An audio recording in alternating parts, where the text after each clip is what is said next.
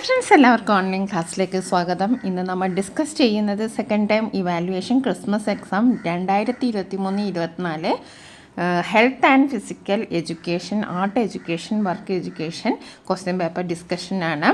ആരോഗ്യ, കായിക വിദ്യാഭ്യാസം, കലാവിദ്യാഭ്യാസം, പ്രവൃത്തി പഠനം, ഇതിൻ്റെ ഉത്തരസൂചികളാണ് ഇന്ന് നമ്മൾ ഡിസ്കസ് ചെയ്യുന്നത്.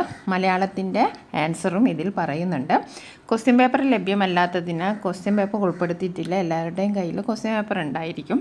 അപ്പോൾ മലയാളത്തിൻ്റെ ആൻസർ പറയുന്നതാണ്. ക്വസ്റ്റ്യൻ പേപ്പർ നിങ്ങളുടെ കയ്യിലുണ്ടായിരിക്കും എന്ന് വിചാരിക്കുകയാണ്. 7ാം ക്ലാസ്സിലെ Christmas exam 2023-24 basic science, social science, Hindi, English തുടങ്ങിയ ക്വസ്റ്റ്യൻ പേപ്പറിൻ്റെ ഉത്തരങ്ങൾ, ആൻസർ കീ അടക്കം ഞാൻ അപ്ലോഡ് ചെയ്തിട്ടുണ്ട്. അത് നിങ്ങൾ പ്ലേലിസ്റ്റ് ചെക്ക് ചെയ്താൽ നിങ്ങൾക്ക് മനസ്സിലാവും. ക്രിസ്മസ് എക്സാം 2023 ആൻസർ കീ എന്ന പ്ലേലിസ്റ്റ് ക്ലിക്ക് ചെയ്താൽ നിങ്ങൾക്ക് ഈ വീഡിയോസൊക്കെ ലഭ്യമാകും. നിങ്ങൾക്ക് ഈ ചാനൽ ഉപകാരപ്പെട്ടുവെങ്കിൽ നിങ്ങൾ സബ്സ്ക്രൈബ് ചെയ്യുക, ലൈക്ക് ചെയ്യുക, നിങ്ങളുടെ ഫ്രണ്ട്സിനൊക്കെ ഷെയർ ചെയ്ത് കൊടുക്കുക. അപ്പോൾ നമുക്ക് ആദ്യത്തെ പാർട്ട് നോക്കാം. ഇതിന് 3 ഭാഗങ്ങളായിട്ടാണ് എക്സാം. അത് നിങ്ങൾക്കറിയാമല്ലോ. Health and physical education, art education, work education, അങ്ങനെ ഓരോ സെക്ഷനിലും 15 സ്കോർ വീതമാണ് ഉള്ളത്. ഓക്കെ, നമുക്ക് ആദ്യത്തെ ചോദ്യം നോക്കാം. Name the instrument used to measure body weight. Name the instrument used to measure body weight.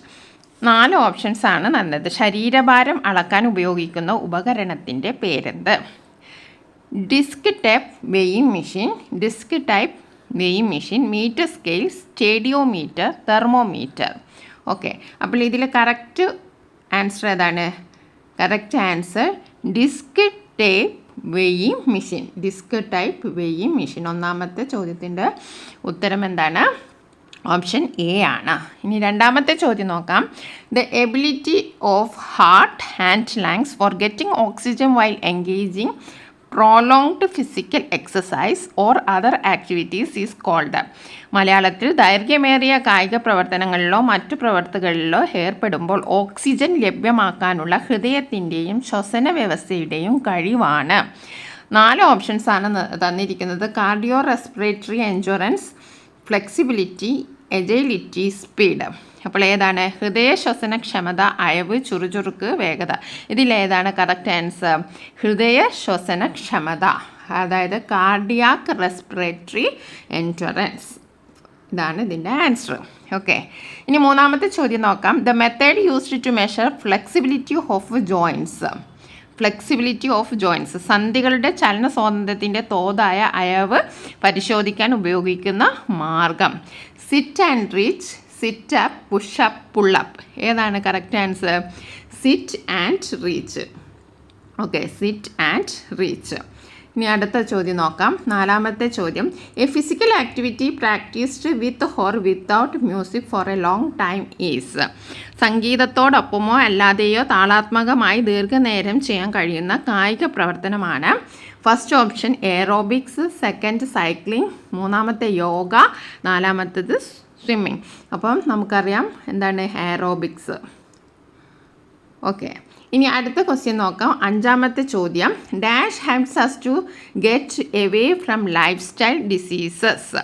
ജീവിതശൈലി രോഗങ്ങളിൽ നിന്ന് രക്ഷപ്പെടാൻ ഡാഷ് നമ്മളെ സഹായിക്കും. എന്താണ്? Video game, sleep, watching films, physical activities.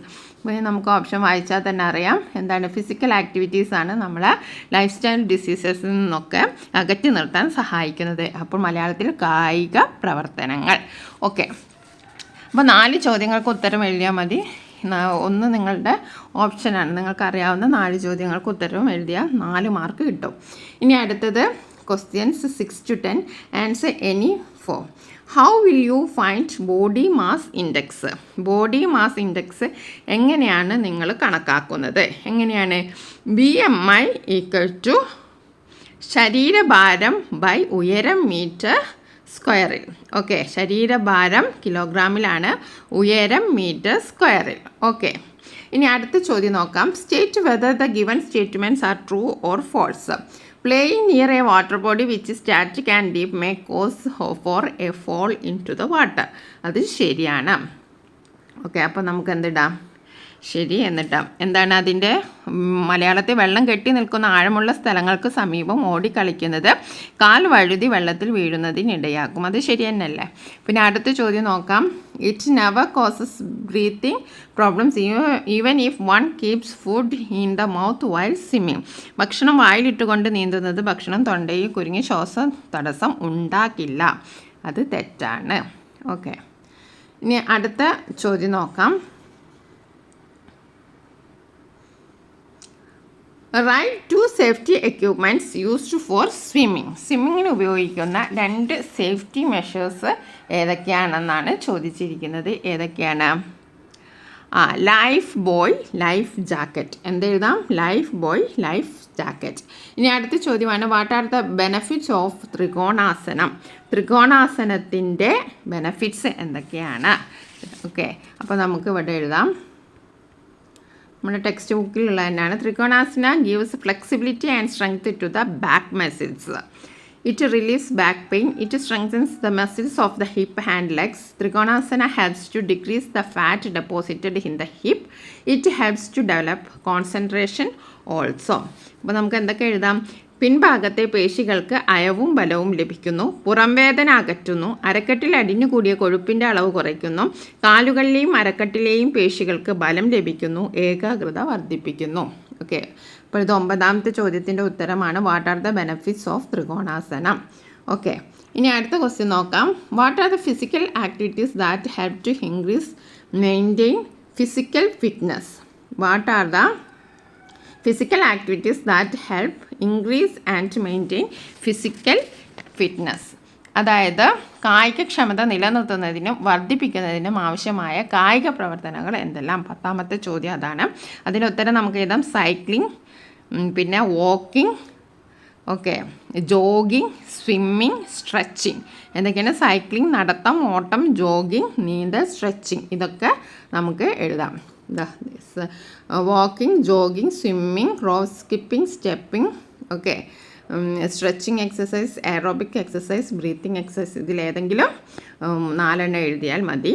Okay, ഇനി അടുത്തത് 11 മുതൽ 12 വരെയുള്ള ഏതെങ്കിലും ചോദ്യത്തിന് 1 ഉത്തരം എഴുതിയാൽ മതി.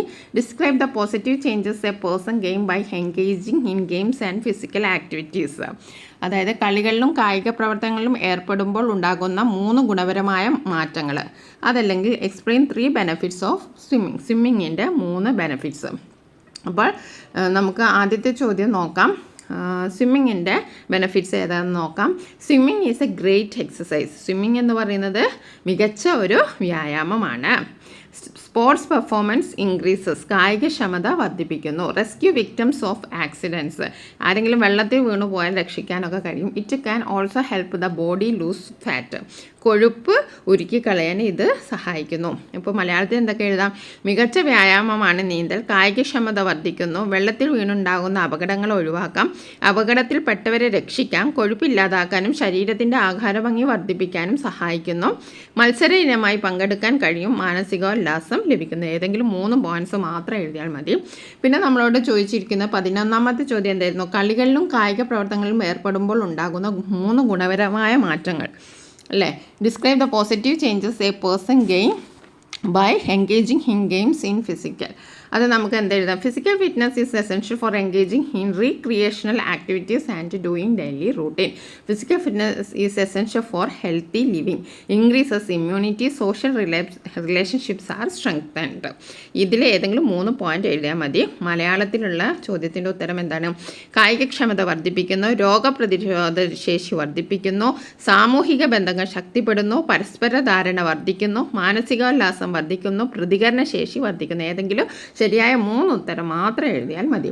അതോടുകൂടി ആദ്യത്തെ സെഷൻ ആരോഗ്യ കായിക വിദ്യാഭ്യാസം, അതായത് ഹെൽത്ത് എഡ്യൂക്കേഷൻ കഴിയുകയാണ്. ഇനി അടുത്തത് ആർട്ട് എഡ്യൂക്കേഷനാണ്. ഓക്കെ, അപ്പോൾ first question, name the Malayali sculpture who was the chairman of കേന്ദ്ര ലളിത കലാ അക്കാദമി?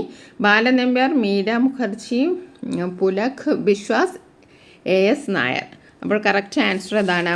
കേന്ദ്ര ലളിതകലാ അക്കാദമിയുടെ ചെയർമാനായ മലയാള ശില്പി ആരായിരുന്നു എന്നാണ് ചോദ്യം. ആൻസർ ബാലൻ നമ്പ്യാർ. 2ാമത്തെ ചോദ്യം നോക്കാം. Who was the famous singer in Akbar's court? Akbar ചക്രവർത്തിയുടെ പണ്ഡിത സദസ്സിലെ ആസ്ഥാന ഗായകൻ ആരായിരുന്നു? താൻസൻ, ഹുമയൂൺ, ബാബർ, ജഹാംഗീർ. അപ്പോൾ നമുക്കെല്ലാം അറിയാം താൻസൻ ആയിരുന്നു അക്ബർ ചക്രവർത്തിയുടെ പണ്ഡിത സദസ്സിലെ ആസ്ഥാന ഗായകൻ. Tansen was the famous singer in Akbar's court. ഇനി മൂന്നാമത്തെ ചോദ്യം നോക്കാം. Which among the following is the classical dance of Kerala? താഴെ കൊടുത്തിരിക്കുന്നതിൽ കേരളത്തിലെ ശാസ്ത്രീയ നൃത്ത രൂപം ഏത്? 4 ഓപ്ഷൻസ് തന്നിട്ടുണ്ട്. കഥകളി, ഒഡീസി, കഥക്, മണിപ്പൂരി. അപ്പോൾ നമുക്കറിയാം കഥകളി അല്ലേ. Kathakali is the classical dance of Kerala. കേരളത്തിലെ ശാസ്ത്രീയ നൃത്തരൂപം ഏതാണ്? കഥകളിയാണ്. ഇനി നാലാമത്തെ ചോദ്യം. The form of drama which provides ഡ്രമാറ്റിക്കൽ experience through dialogues without having A direct vision of characters. കഥാപാത്രങ്ങളെ നേരിൽ കാണാതെ സംഭാഷണത്തിലൂടെ നാടകാനുഭവം സാധ്യമാകുന്ന നാടകരൂപം ഏത്? 4 ഓപ്ഷൻസ് ആണുള്ളത്. റേഡിയോ ഡ്രാമ, മൈം, ചവിട്ടുനാടകം, ഡാൻസ് ഡ്രാമ. ഓക്കെ, അപ്പോൾ ഏതാണ് answer? Radio drama. Radio drama അതായത് റേഡിയോ നാടകം. റേഡിയോ നാടകമാണ് കഥാപാത്രങ്ങളെ നേരിൽ കാണാതെ സംഭാഷണത്തിലൂടെ നാടകാനുഭവം സാധ്യമാക്കുന്ന നാടകരൂപം. ഇനി നമുക്ക് 5ാമത്തെ ചോദ്യം നോക്കാം. The form name the art form which picturise current events in a humorous way. അതായത് ആനുകാലിക സംഭവങ്ങൾ ഹാസ്യാത്മകമായി ചിത്രീകരിക്കുന്ന ചിത്രകലാരീതിയുടെ പേരെഴുതുക. 4 ഓപ്ഷൻസാണ്. Portrait, sculpture, caricature, cartoon. അപ്പോൾ നമുക്ക് എല്ലാവർക്കും അറിയാം കാർട്ടൂണാണ്. തമാശ രൂപത്തിൽ ആനുകാലിക സംഭവങ്ങളെ ചിത്രീകരിക്കുന്ന ഒരു കലാരീതി എന്താണ്? കാർട്ടൂണാണ്. Okay, cartoon is the art form which picturise current events in a humorous way. ഇനി അടുത്ത ക്വസ്റ്റ്യൻ നോക്കൂ. The picture of a genius who was the musician and the rule of Travancore is given below. Write his name. ആരാണ്? തിരുവിതാംകൂറിൻ്റെ ഭരണാധികാരിയും സംഗീതജ്ഞനുമായ ഒരു പ്രതിഭയുടെ ചിത്രമാണ് താഴെ കൊടുത്തിരിക്കുന്നത്. അദ്ദേഹത്തിൻ്റെ പേരെഴുതുക. എല്ലാവർക്കും അറിയാം ആരാണ്? സ്വാതി തിരുനാൾ. സ്വാതി തിരുനാളാണ് ഇത്. ഓക്കെ, സ്വാതി തിരുനാൾ. ഓക്കെ, ഇനി നമുക്ക് അടുത്ത ക്വസ്റ്റ്യൻ നോക്കാം. 7-8 ചോദ്യങ്ങളുണ്ട്. അതിവിടെ കാണുന്നില്ല. അപ്പോൾ write any 2 media used for painting pictures. Painting pictures ചിത്രങ്ങൾക്ക് നിറം നൽകാൻ ഉപയോഗിക്കുന്ന ഏതെങ്കിലും 2 മാധ്യമങ്ങളുടെ പേരെഴുതുക. എന്താണ്? Crayons, water colour, oil paint. ഇതൊക്കെ നിങ്ങൾക്ക് അറിയാവുന്നതാണ്. ഓക്കെ, 8ാമത്തെ ചോദ്യം. Write the name of 2 main branches of Indian music. Indian മ്യൂസിക്കിൻ്റെ 2 ശാഖകളുടെ സംഗീത ശാഖകളുടെ പേരെഴുതാൻ. ഏതൊക്കെയാണ്? കർണാടക സംഗീതം, ഹിന്ദുസ്ഥാനി സംഗീതം. 8ാമത്തെ ചോദ്യത്തിൻ്റെ ഉത്തരമാണ് കർണാടക സംഗീതം, ഹിന്ദുസ്ഥാനി സംഗീതം. ഇനി നമുക്ക് 9ാമത്തെ ചോദ്യം നോക്കാം. ഈ 7-8 ചോദ്യങ്ങളിൽ ഏതെങ്കിലും ഒരെണ്ണത്തിന് ഉത്തരം എഴുതിയാൽ മതി. ഓക്കെ, ഇനി 9 മുതൽ 12 വരെയുള്ള ചോദ്യങ്ങൾക്ക് 2 എണ്ണത്തിനാണ് നമുക്ക് ഉത്തരം എഴുതേണ്ടത്. ഓക്കെ, ഫസ്റ്റ് ക്വസ്റ്റ്യൻ എന്താണ്? Art teacher is trying to make a sculpture in the classroom. Teacher asked the students to bring natural materials needed for making sculpture. What things made the children collect. അതായത് class മുറി ഒരു ശില്പം നിർമ്മിക്കാനുള്ള ശ്രമത്തിലായിരുന്നു teacher. ശില്പനിർമ്മാണത്തിന് ആവശ്യമായ പ്രകൃതിദത്ത വസ്തുക്കൾ കൊണ്ടുവരാൻ teacher ആവശ്യപ്പെട്ടു. ഏതൊക്കെ വസ്തുക്കളായിരിക്കാം കുട്ടികൾ ശേഖരിച്ചു കൊണ്ടുവന്നത്? എന്തൊക്കെ കൊണ്ടുവരും? കളിമണ്ണ് കൊണ്ടുവരും, പേപ്പർ കൊണ്ടുവരും, മരം കൊണ്ടുവരും, കല്ല് കൊണ്ടുവരും. ഏതെങ്കിലും 3 എണ്ണം മാത്രം എഴുതിയാൽ മതി. പേപ്പർ, സ്റ്റോൺ, മഡ്, അങ്ങനെ എന്തെങ്കിലും 3 എണ്ണം എഴുതിയാൽ മതി. ഓക്കെ, അടുത്ത ചോദ്യം. Who are the known as the trio in Karnataka music. Karnataka മ്യൂസിക്കിലെ ട്രയോ, ത്രിമൂർത്തികൾ എന്നറിയപ്പെടുന്നത് ആരാണ്? ആരൊക്കെയാണ്? ത്യാഗരാജസ്വാമികൾ, മുത്തുസ്വാമി ദീക്ഷിതർ, ശ്യാമശാസ്ത്രികൾ. ആരൊക്കെയാണ്? ത്യാഗരാജസ്വാമികൾ, മുത്തുസ്വാമി ദീക്ഷിതർ, ശ്യാമശാസ്ത്രികൾ. ഓക്കെ, ഇനി 11ാമത്തെ ചോദ്യം നോക്കൂ. Select the classical dance form of Kerala from the following pictures. ഇവിടെ ഭരതനാട്യം, കേരള നടനം, കഥകളി, കഥക്, മോഹിനിയാട്ടം, അങ്ങനെ 5 കലാരൂപങ്ങൾ ഇവിടെ തന്നിട്ടുണ്ട്. അപ്പോൾ ഇവിടെ കേരളത്തിൻ്റെ സ്വന്തം ശാസ്ത്രീയ നൃത്തരൂപങ്ങൾ ഏതാണ്? കേരളത്തിൻ്റെ ആർട്ട് ഫോം ഏതൊക്കെയാണെന്നാണ് ചോദിച്ചിരിക്കുന്നത്. നമുക്ക് എന്തെഴുതാം? കേരള നടനം, ഓക്കെ, കഥകളി, മോഹിനിയാട്ടം. ഇതാണ് 3 എണ്ണമാണ് കേരളത്തിൻ്റേതായിട്ടുള്ള ആർട്ട് ഫോംസ്. ഇനി അടുത്തത്. Based on the picture given below write a short play with suitable dialogue. ഇപ്പോൾ നിങ്ങൾ ഏതെങ്കിലും ഒരു കഥാപാത്രം നിങ്ങൾ തന്നെ സ്വയം എഴുതുക. എന്നിട്ടൊരു സംഭാഷണം എഴുതിയിട്ട് ഒരു ചെറിയ നാടക രൂപത്തിൽ എഴുതുക, അല്ലെങ്കിൽ ഒരു കോൺവെർസേഷൻ മാത്രം എഴുതുക. ഓക്കെ, ഇനി അടുത്തത് 13 മുതൽ 14 വരെയുള്ള ചോദ്യങ്ങളിൽ ഏതെങ്കിലും ഒന്നേ ഉത്തരം എഴുതിയാൽ മതി. Write the first 3 familiar cinematic songs having different rhythms. അപ്പം വ്യത്യസ്ത താളങ്ങളിലുള്ള പരിചിതമായ 3 സിനിമാ ഗാനങ്ങളുടെ ആദ്യത്തെ വരി എഴുതുക. അതൊക്കെ നിങ്ങൾക്ക് ഈസി ആയിട്ട് എഴുതാൻ പറ്റുന്നതാണ്. 14ാമത്തെ ചോദ്യം നോക്കാം. While returning from school it trained unexpectedly. Appu did not have an umbrella. Imagine Appu coming wet in the rain and the background. Picturize your imagination and color it. അപ്പോൾ സ്കൂളിൽ വിട്ട് വരുന്ന വഴി അപ്രതീക്ഷിതമായ മഴ പെയ്തു. അപ്പോൾ അപ്പുവിൻ്റെ കയ്യിൽ കൊണ്ടയില്ല. അപ്പു മഴയിൽ നനഞ്ഞ് വരികയാണ്. അപ്പോൾ അവനോടൊപ്പമുള്ള നനഞ്ഞ് വരുന്ന അപ്പുവിനെയും അവനോടൊപ്പം പശ്ചാത്തലയും നിങ്ങളുടെ ഭാവനയെ വരച്ച് ഒരു നല്ലൊരു അടിപൊളി ചിത്രം ഉണ്ടാക്കുക, കളറൊക്കെ കൊടുക്കുക. അപ്പോൾ 3 മാർക്കാണ് കിട്ടുന്നത്.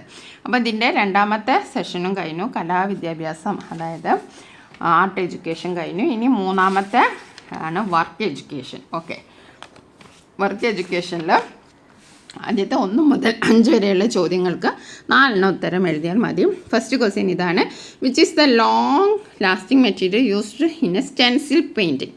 സ്റ്റെൻസിൽ പെയിൻറ്റിങ്ങിൽ ഉപയോഗിക്കുന്ന ലാസ്റ്റ് ചെയ്യുന്ന അതായത് താഴെ കൊടുത്തിരിക്കുന്ന സ്റ്റെൻസിൽ പ്രിൻറ്റിങ് ഉപയോഗിക്കുന്നതും ഏറ്റവും കൂടുതൽ കാലം ഈട് നിൽക്കുന്നതുമായ വസ്തു ഏതാണ്? അപ്പോൾ 4 ഓപ്ഷൻ തന്നതിൽ നമുക്കറിയാം എക്സ്റേ ഷീറ്റാണ് ഇതിൻ്റെ കറക്റ്റ് ആൻസർ. 2ാമത്തെ ക്വസ്റ്റ്യൻ നോക്കാം. The colour of the carbon paper used for copying the design for fabric painting and embroidery working yellow, blue, black, red. Embroidery, fabric painting എന്നീ തുണികൾ ഉപയോഗിക്കുന്ന അലങ്കാര പ്രവർത്തനങ്ങളിൽ ചിത്രം രചിക്കുന്നതിന് അനുയോജ്യമായ കാർബൺ പേപ്പറിൻ്റെ നിറം താഴെ കൊടുത്തിരിക്കുന്നവയിൽ ഏതാണ്? മഞ്ഞയാണ്. Okay, yellow. ഇനി 3ാമത്തെ ചോദ്യം നോക്കാം. Which among the following is different from others. മറ്റുള്ളവയിൽ നിന്ന് ഡിഫറെൻ്റ് ആയിട്ടുള്ള ഏതാണ്? Plantain fibre, coconut fibre, jute, silk. അപ്പോൾ ഇതാണ് ജൂട്ട് സിൽക്ക് അഥവാ പട്ടുനൂലാണ് ഇതിൽ നിന്ന് വ്യത്യസ്തമായത്. ഇനി 4ാമത്തെ ക്വസ്റ്റ്യൻ നോക്കാം. Name the preserved food item made of fruits. പഴവർഗ്ഗങ്ങൾ സംസ്കരിച്ച് സൂക്ഷിക്കുന്ന ഭക്ഷ്യോൽപാദനം ഏത്? Fruit salad, jam, juice, payasam. നമുക്കറിയാം ജാമാണ് നമ്മൾ കുറേ കാലം ഉപയോഗിക്കുന്ന ഒരു ഭക്ഷണ വസ്തു. ഓക്കെ, 5ാമത്തെ the product made with soaked paper and gum. കുതിർത്ത പേപ്പർ, പശ എന്നിവ ചേർത്തരച്ച് എന്താണ് ഉണ്ടാക്കുന്നതെന്നാണ്? Plaster of Paris, clay, paper mash, gypsum. ഏതാണ്? പേപ്പർ മെഷാണ് കറക്റ്റ് ആൻസർ. ഓക്കെ, ഇനി അടുത്ത 6 മുതൽ 10 വരെയുള്ള ചോദ്യങ്ങളിൽ 4 ഉത്തരം എഴുതിയാൽ മതി. ഓരോന്നിനും 2 മാർക്ക് വീതമാണ്. Write the names of any 4 decorative stitches used in embroidery. എംബ്രോയ്ഡറിയിൽ ഉപയോഗിക്കുന്ന ഏതെങ്കിലും 4 സ്റ്റിച്ചസിൻ്റെ പേര് എഴുതുക. എന്തൊക്കെയാണ്? Running stitch, stem stitch, satin stitch, chain stitch. ഏതൊക്കെയാണ്? Running, stem, satin, chain. Okay, ഇനി കംപ്ലീറ്റ് ദ വേർഡ് വെബ്. ഈ വേർഡ് വെബ് കംപ്ലീറ്റ് ചെയ്യാനാണ്. അതായത് ക്ലേയെല്ലാം കൊണ്ട് നമുക്ക് എന്തൊക്കെ ഉണ്ടാക്കാം? ജ്വല്ലറി ഉണ്ടാക്കാം, അതേപോലെ തന്നെ വെസൽസ് ഉണ്ടാക്കാം, പാത്രങ്ങൾ ഉണ്ടാക്കാം, പിന്നെ പോട്ട്സ് ഉണ്ടാക്കാം, ചെടിച്ചട്ടികൾ ഉണ്ടാക്കാം, പിന്നെന്താണ് അലങ്കാര വസ്തുക്കൾ ഉണ്ടാക്കാം. ഏതെങ്കിലും 3 or 4 എന്ന് എഴുതിയാൽ മതി. ഓക്കെ, ഇനി write the names of office stationery item. Office stationery item എന്ന് പറയുന്നത് എന്താണ്?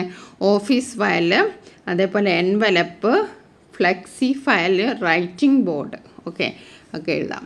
ഇനി അടുത്ത മാച്ച് ദ ഫോളോയിങ് ആണ്. Stencil, clay, paper mesh, compost pit. അപ്പോൾ നമുക്ക് എന്തെങ്കിലും സ്റ്റെൻസിൽ എന്ന് പറയുന്നത് ഏതാണ്? സ്റ്റെൻസിൽ എന്ന് പറയുന്നത് എക്സ്റേ ഷീറ്റാണ്. സ്റ്റെൻസിൽ എക്സ്റേ ഷീറ്റായിട്ട് നമുക്ക് മാച്ച് ചെയ്യാം. ക്ലേ എന്താണ്? ഫ്ലവർ പോട്ട്സുമായിട്ട് നമുക്ക് മാച്ച് ചെയ്യാം. പേപ്പർ മെഷ് എന്താണ്? എഗ്ഗ് ട്രേ ആയിട്ട് നമുക്ക് മാച്ച് ചെയ്യാം. കമ്പോസ്റ്റ് പിറ്റ് നമുക്ക് ക്ലീനിങ്ങുമായിട്ട് നമുക്ക് മാച്ച് ചെയ്യാം. Okay, list the names of 4 materials used in embroidery. Embroidery ഉപയോഗിക്കുന്ന ഏതെങ്കിലും മെറ്റീരിയൽ എന്തൊക്കെയാണ്? 1ാമത്തെ എന്ത് വേണം? നീഡിൽ വേണം, അതായത് സൂചി വേണം. അതേപോലെ തന്നെ എന്ത് വേണം? നൂല് വേണം. പിന്നെ എംബ്രോയ്ഡറി ഫ്രെയിം വേണം, സിസേഴ്സ്, കത്രിക വേണം, പെൻസിൽ വേണം. പിന്നെ ആദ്യം തന്നെ എന്ത് വേണം? ക്ലോത്ത് വേണം, തുണി വേണം. ഓക്കെ, ഇനി അടുത്തത് 11ാമത്തെ ചോദ്യം. Prepare a poster related to waste management. മാലിന്യ സംസ്കരണവുമായി ബന്ധപ്പെട്ട് ഒരു നല്ല പോസ്റ്റർ ഉണ്ടാക്കുക. ഓക്കെ, അടുത്ത ചോദ്യം. Name any 4 materials used to make decorative items. Describe the method of preparation of 1 decorative അസിസ്റ്റം. ഡെക്കറേറ്റീവ് ഐറ്റം, അതായത് ഏതെങ്കിലും ചകിരി കൊണ്ടോ അല്ലെങ്കിൽ ഓലനെ കൊണ്ടോ അല്ലെങ്കിൽ വാഴനാര് കൊണ്ടോ എന്തെങ്കിലും പ്രകൃതിദത്ത വസ്തുക്കൾ ഉണ്ടാക്കുക. എന്നിട്ട് അതെങ്ങനെയാണ് ഉണ്ടാക്കുന്നതെന്ന് നിങ്ങൾ എഴുതാൻ, അതൊക്കെ നിങ്ങൾക്ക് ചെയ്യാവുന്ന കാര്യങ്ങളാണ്. Okay, thank